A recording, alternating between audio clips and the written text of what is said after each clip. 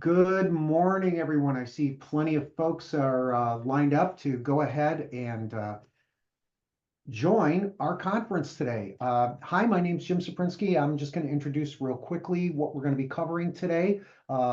Mainly, it's the latest features of OAC, the September 2024 release with Tim Vlamis, Dan Vlamis, Cathye Pendley, then Sluys, and our mystery guest is revealed. Guatam Pisharam, welcome. So a couple of things just before we get started. We have quite a few TechCasts that we've just finished covering and we'll be covering obviously beyond today as well. I've got them listed up there. The next one is November 7th called Gimme a Vector Vector, leveraging vector data types for practical generative AI applications. We also have past webcasts out here. If you go to AnDOUC.org/TechCasts, you can see all of them there and download the slides right from there. Also, there are plenty of ways to connect with us. Obviously, our website, which is undergoing constant update and renovation.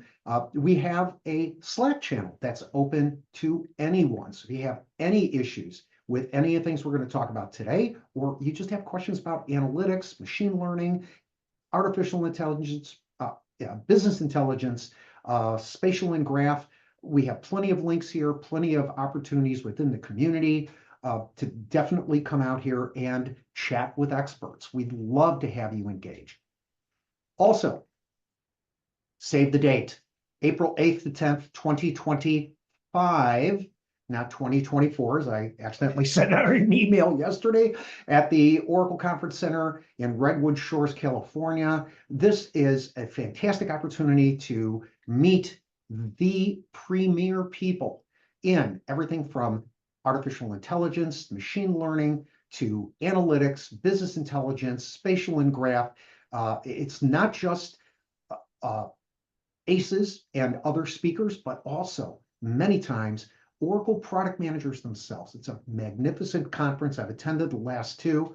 I am obviously quite excited about being at the next one in 2025. If you're a speaker or thinking about speaking, our Sessionize links right there. Please submit your abstract as soon as possible so we can start consideration of your presentations. But enough of an intro.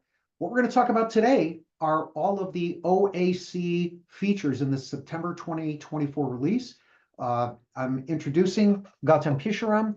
He's the principal product manager for Oracle Analytics, and he's going to talk about AI Assistant and static reference layers.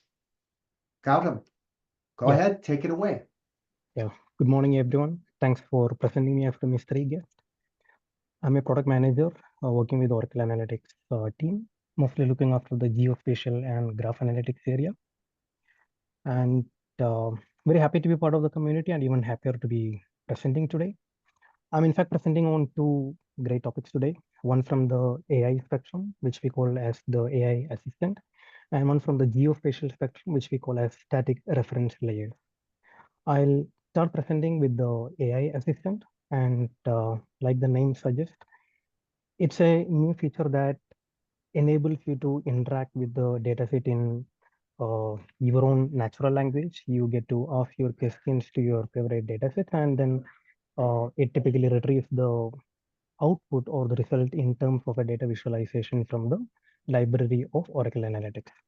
But just to start with how it looks like, it appears under the light bulb, the yellow light bulb that we have. And there will be a new feature just next to the auto insights, and we call that feature as assistant. And like how we are seeing on this specific screen, you're able to ask questions and then it retrieves the results in terms of the best curated visualization that the system will find for you. Now, you can ask simple questions as well as complex questions like trying to find correlations. You can involve your time dimension. You'll be able to involve, let's say, you can ask like calculations like what is my average daily sales, not just the sales. You ask the questions and then you get the results interpreted by the AI assistant. Now, this is where you typically ask the questions and you get the results. But what I'm going to demo today is to give you information on how to actually reach to this specific area. So let's go back to the main pane within Oracle Analytics. I'm right now in the home page.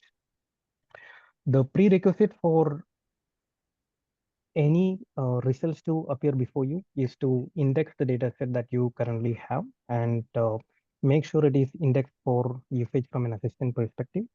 And let's say from a compatibility perspective, it is compatible with almost all the data sets that you create out of a direct connection from Oracle Analytics, with few exceptions like a multi-dimensional database like Sbase. But other than that, you should be able to interact with the datasets that you create out of the direct connections from within the Assistant GUI. Now, how do I enable Assistant to read information from the different datasets that I have? I can go to the dataset. I can click on the inspect button. I can go to the search, and you will see the option for indexing the dataset, and there will be a feature to enable it for the assistant as well. So you click on the assistant, you click on the run now, you click on the save button, and now it is indexing the dataset to be used by the AI assistant. Once you complete this step, so you can ideally do it from any dataset. So I was showing you from a CSV perspective or from a spreadsheet perspective. I can also click on a different dataset. This is coming in from an autonomous data warehouse, and the same option will be available here. I just check out the assistant and I try to index it. And now let's say after indexing the dataset for usage from an assistant perspective, I can just click on the dataset. And by default, when you open a canvas, it takes you to the insights area, which will give you the various insights based on the auto insights feature. And where we are focusing currently is on the option called as assistant. And the moment you index a dataset and then try to access the assistant, you will by default see a message mentioning that the training the dataset is in progress. And this will take few minutes for the dataset to get trained for usage from an assistant perspective. And in the interest of time, what will I do? I have already indexed as well as trained the same dataset. And I'll now show you how to request questions or how to ask questions from specific datasets. So I'll again go back to the home page. Let me click on the create workbook button. And let me bring before you the sample dataset that we have. I can click on the dataset and I can click on add to workbook. And by default, again, it's opening the insight section. And what I'm going to do, I'm going to the assistant. If you recollect from the earlier screen, I had already requested certain information. It was more like some of them were like simple questions and some of them were like time related. Now let me try asking a more complex question. So let's say, for example, now I have sales related data and I have discounts related data. And if I need to find a correlation between whether my sales was impacted due to discount or whether there is any direct impact of discount in terms of sales, I can ask a complex question as well. So let's say, for example, is there any correlation between weekly sales and discount for customers with sales over 1,000? I'm now trying to find a correlation between the sales and the discount for, let's say, customers over a very specific period, and then it comes back with the result. So I can now, let's say, examine this result in detail, and I can try to find the correlation. So if I look at the results, I can see that the sales has always been high whenever there is a discount. So there is a direct correlation between the data there. And now let's say I can ask one more complex question. What were the average daily sales? So say, for example, if I'm only having sales as a metric in my data set, I'll be able to directly ask what will be my average daily sales by week. And let me also include the last number here. And I can just now click on the enter on the assistant. And now it's trying to again analyze the data set and then come back with the results.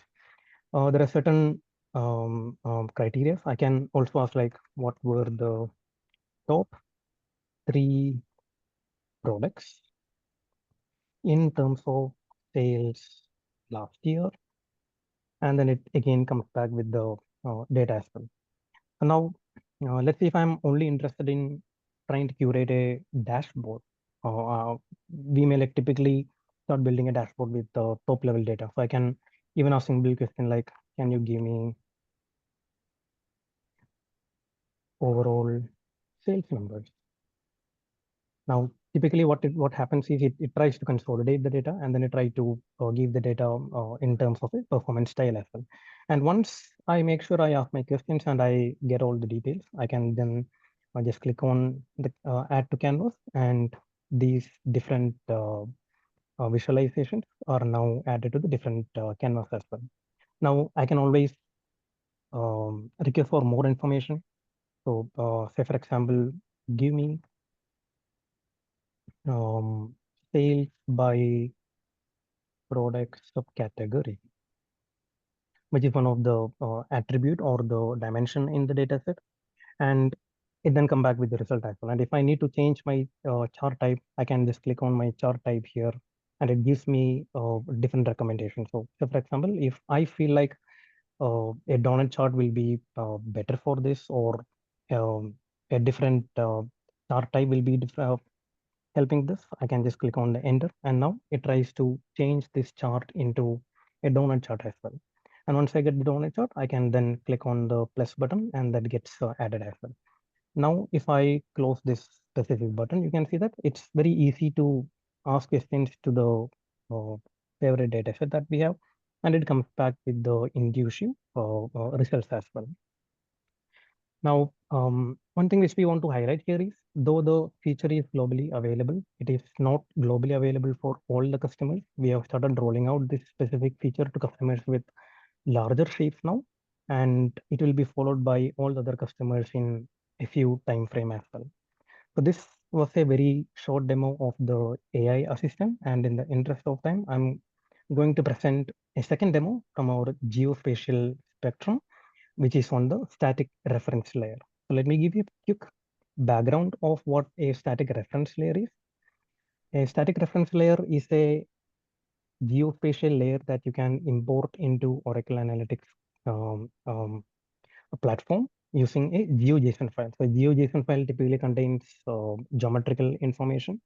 And the beauty of a reference layer is that it doesn't really need to be attached to a business data. So I can just click on add custom layer by going into the console and the maps. And I can select one of the GeoJSON file, and it just now asks me to mention a name, and I can click on the save. And what happens now, it is trying to create a layer within Oracle Analytics, and it says map layer added successfully. And I'll quickly show you a demo of how powerful or how interactive reference layer could become. What will I do? I'll go to the home page again. Let me try creating a workbook. And here I'm going to search for a dataset that has information on bank ATMs from the entire United Kingdom. So let me just close the insights here, and let me quickly drag and drop a map visualization. So initially, I'm going to just visualize a map information based on the latitude and longitude of the different ATMs that we have from within UK. And just from a placing perspective, I'm going to the properties. Let me just try adjusting the shape to maybe the shape size to actually 6.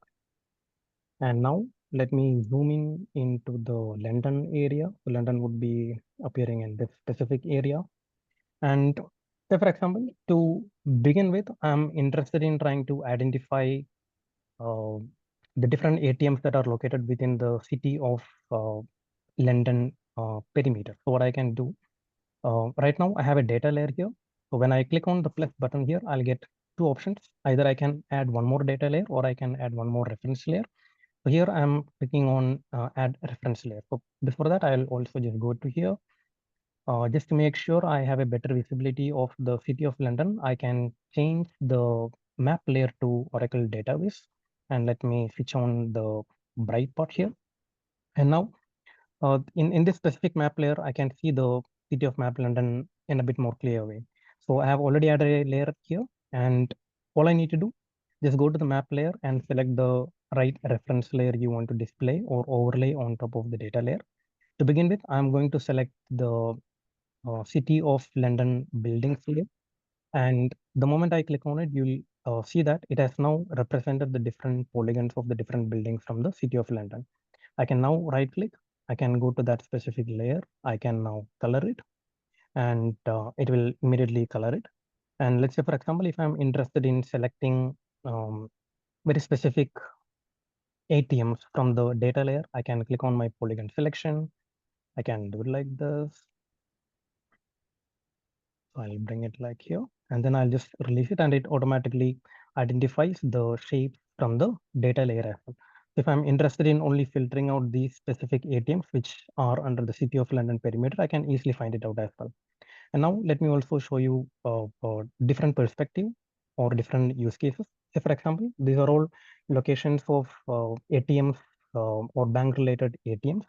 And uh, if I need to find out how my ATMs are impacted based on a flooding from River Thames, what can I do? I can bring the different layers, which could be exported from a GIS-based system, or I could be getting it from an open street map related tool as well.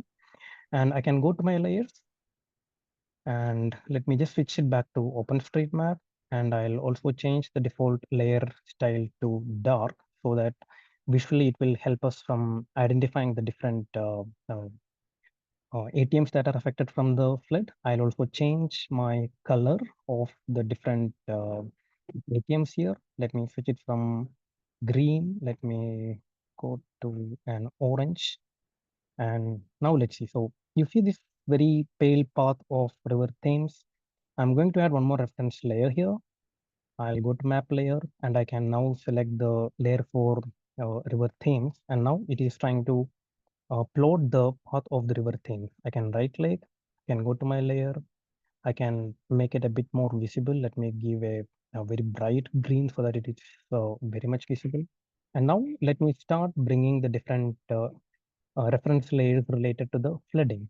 So I have got different layers like the layers with the highest probability of having the flooding within the entire perimeter of London. And now it is trying to plot the shape of that specific shape file with the flooding risk as high. So I can now right click on the layer file. I can give it a darker red because the flood risk is obviously very high for the specific if I slowly zoom out, you can see that it has started plotting out the areas where the flooding risk is very high. And you see the color difference in the river here. It's because there is there is obviously a risk one associated with the river as well. So I can adjust my transparency. I can make it like 85 so that it's a bit more darker, and very similar to how we got these layers. Now let me try bringing some more reference layers. I can go to my map layer here. I can now get my medium, and let's color the medium as let's say a yellow color. So once it gets represented within the map layer, I can again right click. I can click on that specific layer. I'll go here a little bit more yellow. I'll change the color to yellow. And so now we have the medium here. Now I will get my low layer as well. So I have a layer called as low. And once I represent the low layer, I'm also going to represent the very low risk zone. So I can add one more layer here. Let me get my very low here. And once the very low comes, we'll also color it to, let's say, a different color. So I can again right click on my layer here. Let me change it back to a blue color for the better visibility. So now you see that along with the data layer, we have associated with many different types of shapes. It could be buildings, it could be a river path, it could be calculated fields exported from this system. And now let's say, for example, if I want to specifically export some of this information, I can either do a rectangular selection, or let's say if I'm only interested in the City of London area and in a perimeter of, let's say, 8 kilometer, I can draw a circle here, which shows the 8 kilometer. I can release it. And now it will identify those ATMs that are on the perimeter of a 8 kilometer, which is also expected to be in the risk zone. I can do a keep selected here. So from a mammoth list of ATMs, now based on the different reference layers we are trying to filter it down to very specific ATMs that we are interested. It could be very helpful for an operational regional manager to check details of the specific ATMs, which will have a negative impact on the flood risk. And what I can now do, I can also try to get different visuals here. So say, for example, I can get a network layer lined up here. And all I need to do to get the details of the different ATMs, I can drag this to the category. And you would now see that we have like the different category. It could be a bank operated ATM. It could be an independent operator ATM. It could be a cash only ATM. It could be a deposit enabled ATM and the different ATM list as well. So this way, reference layer makes it very easy for a customer to go and do advanced visual analytics or interactive analytics from a geospatial spectrum perspective.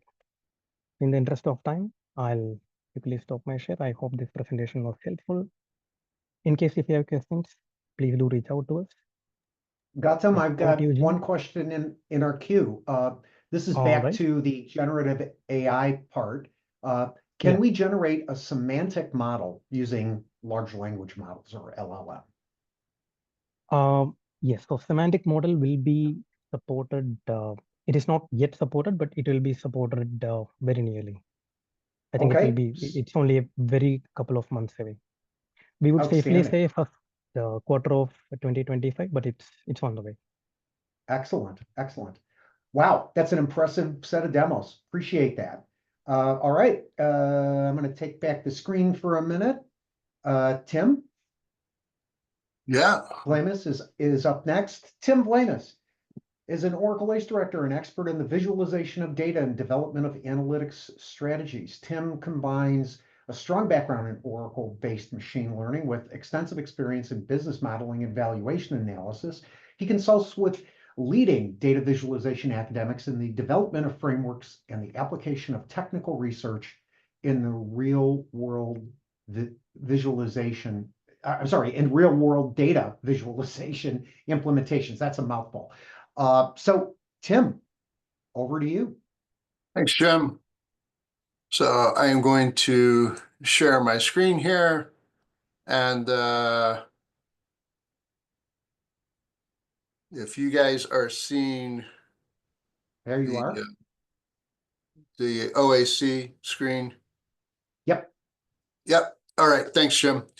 All right, so what I wanted to demo today was a new feature that I'm pretty excited about. It's these legend views here.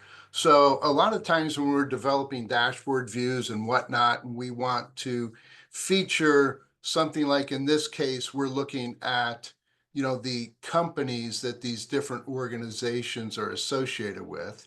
And we can see that we have three. We have GenMind, Stock Plus, and TestCare. And so because we have these in multiple visualizations, we don't want to replicate this legend view in every single visualization. So now what we have instead is we have the ability to put one legend that can service multiple visualizations. So this is a new feature. It's just out. I'll show you guys what this looks like. There's a legend. It is in our down here in terms of where it fits in, what we have available. So we have the legend view now, and just want to kind of show you how it works. All you do is you just drop in color, for example, D4, and then if you want to, use it as a filter and whatnot, you can do so. You can turn that on. And so if you use this filter, if I turn that on, then when I click on one of these guys, it is going to filter that, the rest of the canvas. So that is something that you can turn on and off. And yeah, please wait, I got it. The other thing I would encourage us to think about, notice that it is using the brushing, highlighting the other areas that we have here where we're looking at fixed and variable costs and their percentages so that we get a sense of what EBITDA is. EBITDA is, of course, earnings before interest, taxes, depreciation, and amortization. So kind of just a financial view of that is independent of the structure, the balance sheet structure of the organization. We can also, within this legend view, look at things like, what are my measures? So within this, we can see that what we're doing here is we're adding our different values. It is going to show them here. And this is so that when we have these different views, we don't have to always put the legend associated with them. One of the things that we need to think about carefully is what do we, how do we want to use color and what are we trying to compare? So a lot of times within these views, we will compare the lengths of the bar. That's what we're trying to do. So we're, kind of featuring EBITDA here as the main headline message for this particular dashboard. But we want to show, what company they're each associated with. Likewise with the organization. So, on the percentages, and we'll use a consistent sort order by this EBITDA value for each one so that people can see the comparisons for the different measures. That's what I really wanted to share, is this new legend view. It's been a long time coming. Very excited to have it, and I will turn things over to Cathye.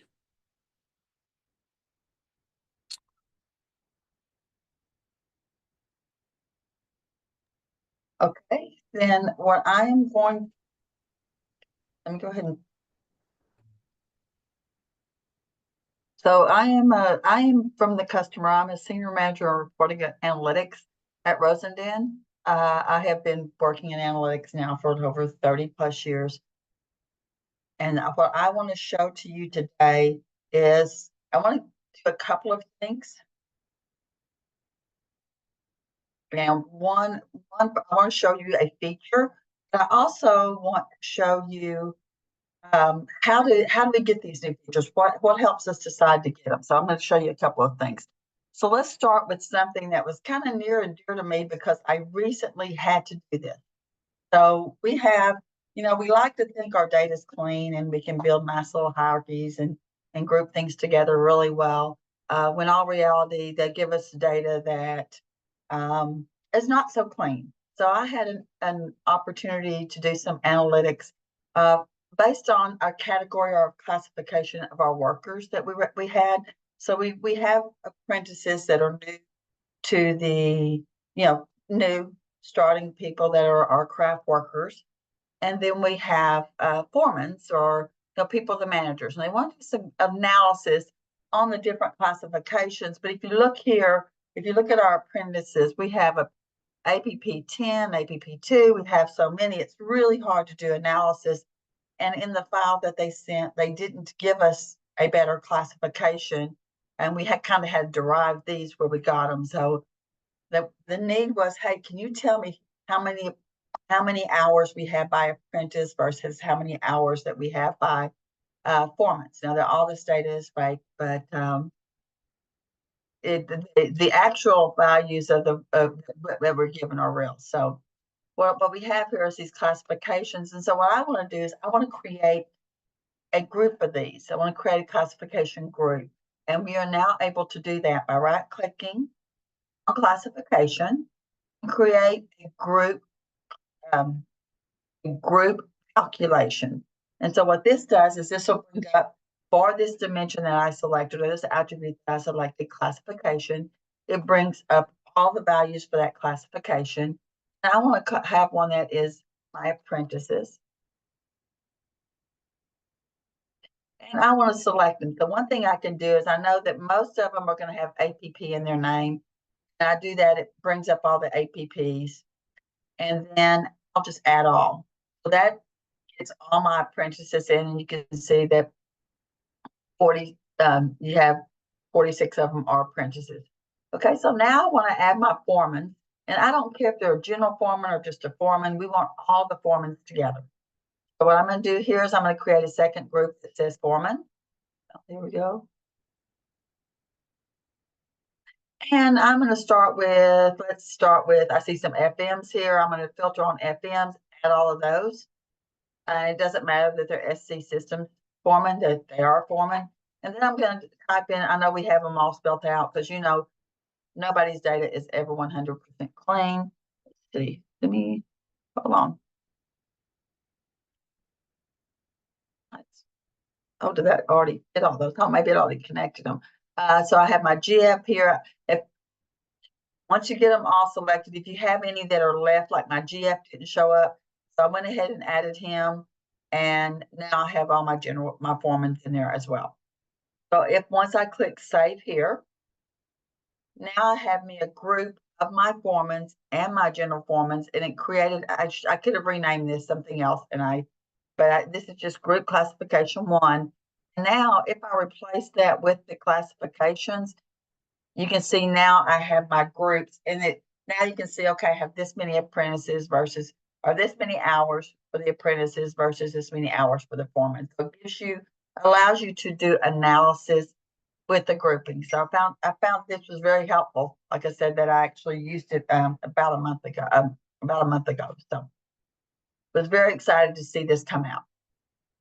Now, the other thing I want to talk to you about is we have an Idea Lab. And I don't know if many of you have heard or have worked with the Idea Lab, but this is a way for Oracle to know what is important to us. And what it is it's a way for you to put in your ideas and then have people vote on them. Normally what I do is I will put in my ideas and then I will post it on social media. I will send it to my people at work. I will send it to anybody that cares and say, hey, please vote on this, because they do look at the number of votes. So what you have here, and I'll put this link in there, this is the guidelines that I usually go to first. And the first thing I do before I would enter or talk about an enhancement that I would like to see, I go in, I would search for it. So I'm going to search paste multiple values in DV filter. Because we have the need, we like to cut and paste multiple values in DV filters. I can see, hey, here it is. And again, this is, somebody's already submitted it. So that means I don't have to submit it if I didn't want to. You can click on it, you can search it here, and you can see what's gone on with it. And I'm looking here and I see, okay, here's some things. And this is one that, searching on it, I had already submitted one. But I added some comments on this one. And if you scroll down at the bottom of them and read it, Ben came in and said, hey, this has already been done. We already have another idea. You can scroll through and it gives you details and you can click to the detail one. And again, you can see all of the detail behind it. All the information from Oracle Product Management will say things and you'll have things going by. So you can see where all these comments are on it. And then, sorry, my machine is running very slow. And then you can vote on it. Okay. So then if you don't see what you're looking for, you can always go back and go back a little bit. You can go back and submit an idea. And to do that, it's fairly easy. You just scroll down here and click on share an idea.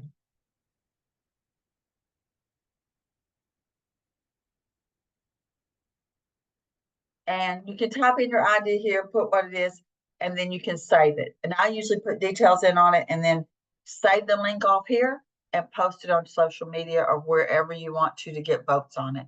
And I have seen this work where Oracle has, on times, they've come back and commented pretty quickly, hey, this feature's already in here. You just need to do this, this, or this. And I'm okay with that because that gets my issue resolved. I don't mind putting something out there that's already there. Or they'll say, hey, we're working on this, or this is going to come out in another release, or thanks for the idea. But anyway, it's just a way to get your ideas out. And those were the two things I wanted to share today. Awesome. Thanks, Cathye. Wow. Folks, are we seeing some awesome stuff here or not? And we still have 2 more speakers. Dan, Vlamis, hi. Why don't you go ahead and introduce yourself and talk about your features? Sure, be happy to. Thanks, Jim. All right, so hopefully you should be seeing Sacramento County 311 demo at this point.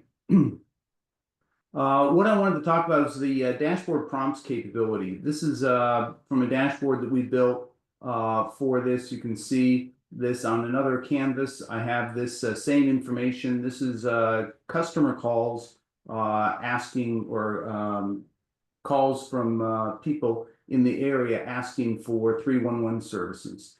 And this is represented on a map. And one of the things that now we have when we develop this, we use these prompts up here to allow us to control what supervisor district was there, what queue name we can select, animal care, all that type of stuff, all these prompts. These prompts have been in the product really since just about the beginning of the DB interface. Oracle is moving towards a dashboard prompt, new type of object that was added, a year, 2 years ago, something like that. And I think in an attempt to try and make it so that people can move from this style, which was relatively limited in how it was presented, there's now the ability to move that to a dashboard filter. And I'm going to show you, I'm going to change that to a vertical filter. And now that adds a new dashboard prompt object to my canvas. And I see this with supervisor district. This is dropped down. And one of the advantages of that, and this is now integrates with parameters. You can learn all about that for saving these selections, all sorts of things like that. There's a lot more power to this using the dashboard filter. And so that ability to just automatically just move it to that, whether it be horizontal or vertical, I'd encourage you, that may be a great way to just move it off. You can see now there's a dashboard filter object, has its own properties. I'll show more of that. I encourage you to do this as a first step, but then I think you're going to want to customize this a little bit. I'm going to switch to another workbook where I've done that a little bit. Same thing here, but I've just gone through a little bit of work on here. And I want to show you some of the new things that's also in here. So now I've named this filter data.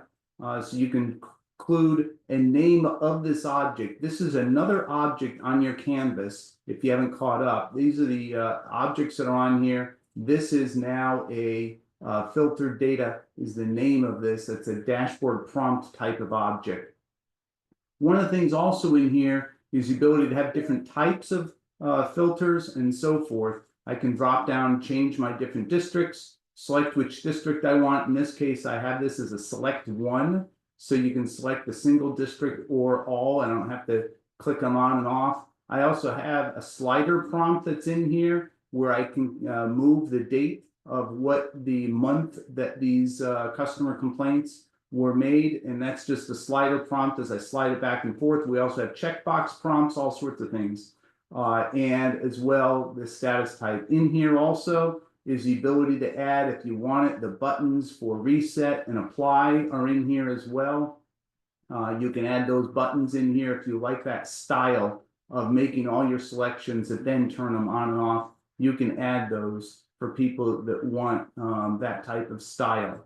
As well, one of the things that's new now in here is the ability to change between this standard type of filter style or the new filter chip style. I did some reading on this. The filter chip style allows you to compress things into a compact space. Maybe you don't want that taking up the entire side panel.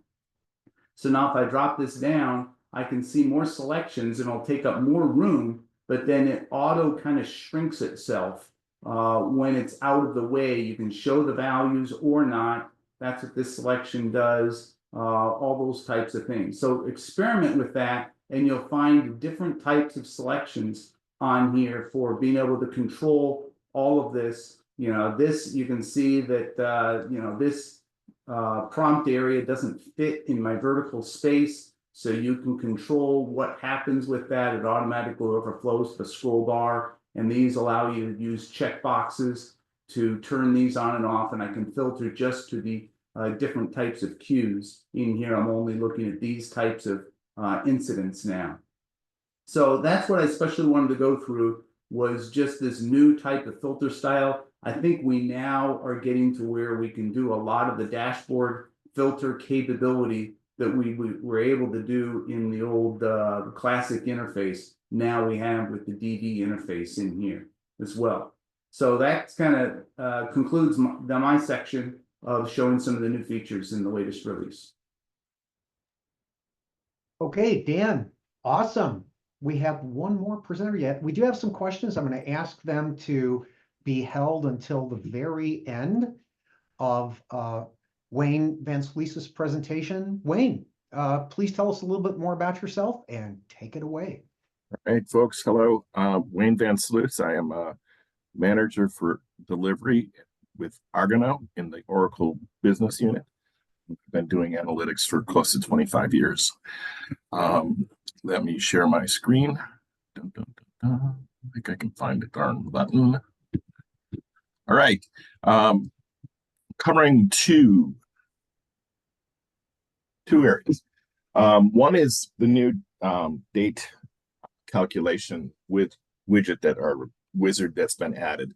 In the past, when we worked with dates and we wanted to say maybe how many days between, we would have to come into the calculation wizard and kind of look around and work with this one called date time or timestamp diff.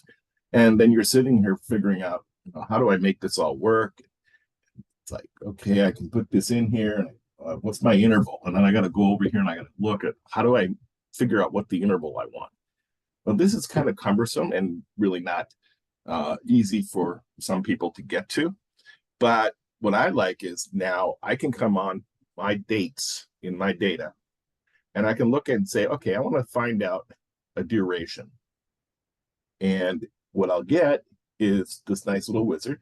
So order to ship is my new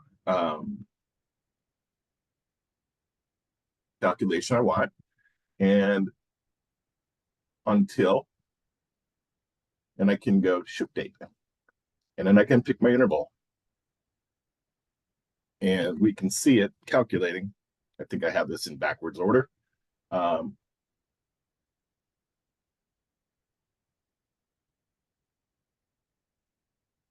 So it's now here showing me the time from order date to ship date. And since time is in here, it's probably calculating to midnight on this other one. So, but that's a quick and easy way now for us to create and determine how this is going to work and help us get to that data. And now we have a first class object in a right click. And my next one is the feature of scaling up and down. And maybe it's not such a big deal for some folks, but when I first created my Oracle instance, I put it as one OCPU because I just wanted to play around with it, not have to incur a lot of money until I was ready to roll it out into production. And when I realized this at the time, if you had one OCPU and I wanted to move that up to a production instance, I actually had to dump out the bar file, create a new instance at least 2 OCPUs, and then import the bar, and I could be at a 2 OCPU or whatever number higher than 1, because you could never upgrade a 1. Now we can. So the scaling up and down is that we can go from a 1 into anything beyond up to 16 with just going into the interface and scaling up. I'm not going to go into my OCI, but if you see here, there's a live labs sprint, and it would help you walk through going into your analytics instance in your compartment, and you right click on your instance and you can get into the details, and then you change the capacity. And from there, you just, on the drop down, choose which one what capacity you want, and then hit save. It's so much easier. And if you're into command line editing or REST API calls, you can actually set up that scaling up and down through the command line calls, PowerShell, Python, whatever you need, or within the compute instance. I know some people who actually will scale down over the night hours when no one's using it, or actually pausing it completely, and it makes it allows them to kind of save some money on their usage. So with that, I am finished. Awesome. Wow. Folks, are you getting some details here, some awesome things? Because there's a lot in these presentations. By the way, I've got up some helpful links here that our team has accumulated over the years and days, especially specific to the September 24th, 2024 release. We do have a couple of questions pending. So one, I think this is going to be for Gautam, confirming that a data layer and not a reference layer must be used to display a GeoJSON by a measure. For example, if a reference layer is custom polygons, could you display the polygons by the number of ATMs within it? Yeah, I'm glad to take that question. Jim, can I share my screen once again? Absolutely. Take it away. Yeah.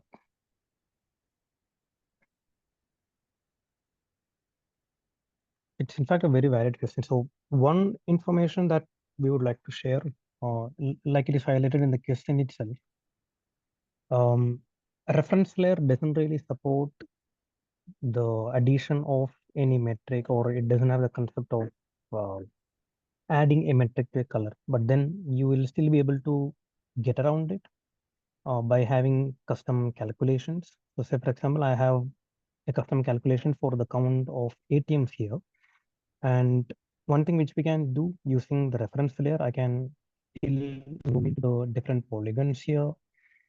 I can maybe test it live. So say, for example, if I'm selecting few more ATMs and using it, okay, I've selected 2 or 3 of them, and I'll just do a keep selected here.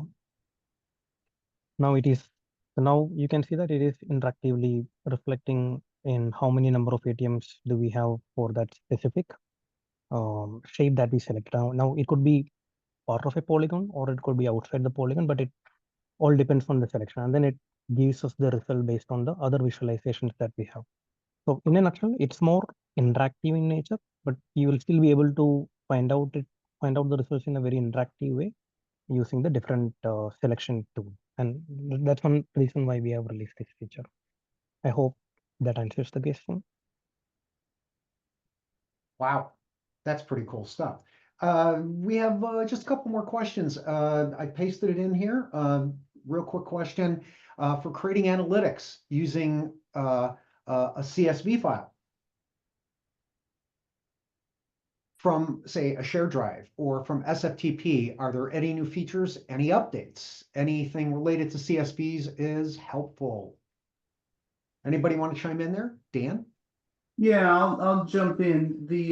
I'm not aware of something specifically for CSV files, but the thing that you should be aware is that there are new capabilities that are coming out, especially in the area of kind of this AI assistant, also the intelligent analysis, guys, help me out, the suggestions on what to look at, data insights, that's it, insights.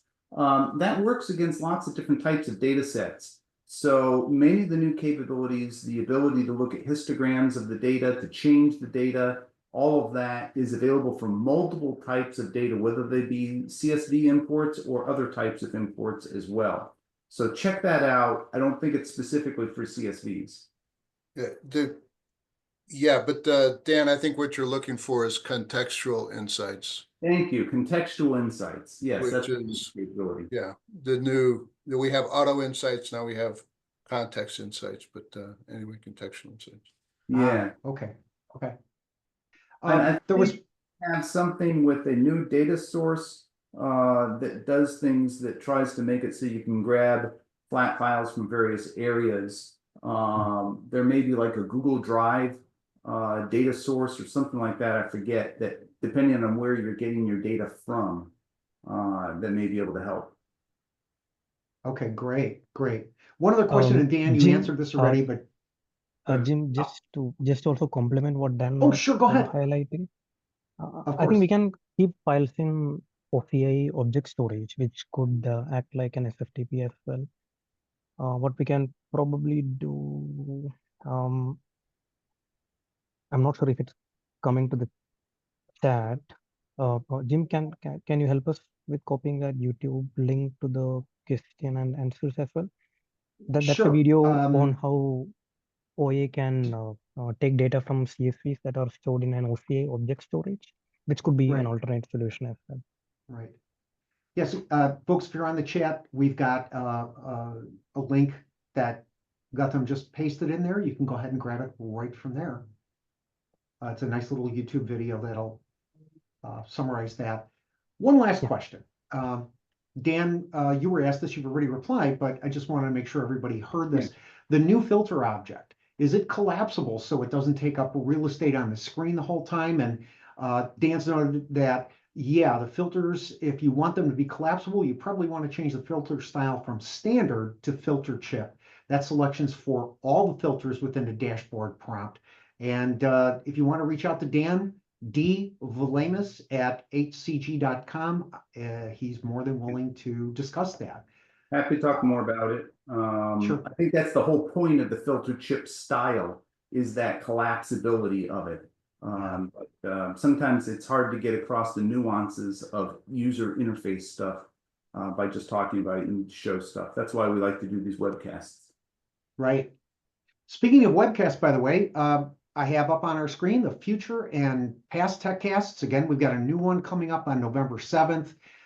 We have a new one also coming on November 21st, and one that's not on the list just yet, but it'll be December 12th. That'll be the last TechCast that we do for 2024. And one last little piece of information reminder, Analytics and Data Summit 2025 is going to be in Redwood Shores, California at the Oracle Conference Center, April 8th to the 10th. We have no other questions? No, we have one last one from theirs. Okay. Yep. Thanks. Go ahead.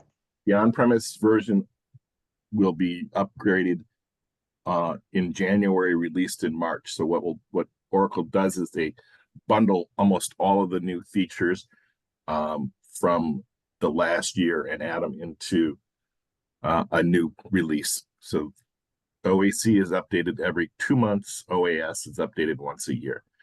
Not everything will go into OAS. There's certain things that can only be done from a cloud perspective. Okay. Thanks, Wayne. Thanks for answering that. We do have one other question. Sorry, it popped in at the last minute. Regarding the collapsible filters, if the entire filter pane can be collapsed and removed from the real estate, similar to how you could collapse sections in an answers dashboard, is that possible? Dan, I think this is yours. I don't know a way to do that or welcome my other panelist members. I do know that the ability to collapse a section, and it doesn't apply to just dashboard filter areas, but also entire graphs, entire tables and such, is something that I've discussed with product managers. I would guess, piggybacking on what Cathye has shown, my guess is there is an enhancement request in the Idea Lab specifically for this that needs upvoting. But the ability to collapse any section is a desired thing. I know that they've talked about it, and I've heard them say, yeah, we're getting to it at some point. And it would not be true of just dashboard panes, but I don't know of a way to do it. The other thing that comes to mind is if there was a way to kind of program it yourself by changing the X and Y width of a given viz programmatically via some kind of API call. That's the only other way I can think of doing it, but we all kind of want that little carrot that says collapse this thing, and that would apply to dashboard prompts. I understand now what the person was asking, hopefully. Okay, great answer. All right, we're going to wrap it up here for today's webinar, our TechCast.